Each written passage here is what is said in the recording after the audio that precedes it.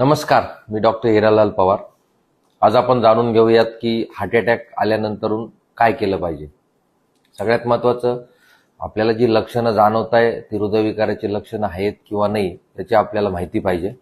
हृदयविकाराच्या लक्षणांमध्ये छातीमध्ये तीव्र वेदना होणे, जबडा दुखणे, दोन्ही खांदे दुखणे, दोन्ही हात दुखणे, पाठीत दुखणे, श्वास घ्यायला त्रास होणे, घाम येणे यासारखी लक्षणं असू शकतात।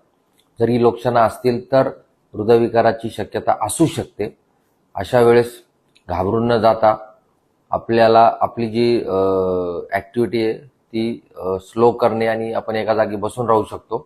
त्यानंतरून आपण सगळ्यात महत्त्वाचं म्हणजे जर आपल्या घरामध्ये ॲस्पिरिन आणि सॉर्बिट्रेट ह्या जर गोळ्या असतील तर त्या आपण ॲस्पिरिन आणि सॉर्बिट्रेट गोळ्या घेऊ शकतो।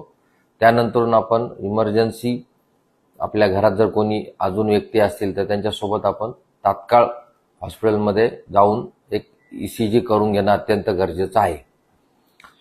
त्यासोबतच बऱ्याच वेळेला काय होतं की समजा हॉस्पिटलमध्ये जाईपर्यंत जर काही तुमच्या श्वास घ्यायला त्रास व्हायला लागला किंवा पेशंट बेशुद्ध अवस्थेत जायला लागला तर अशा वेळेस पेशंटला कधी कधी CPR पण करावा लागतो।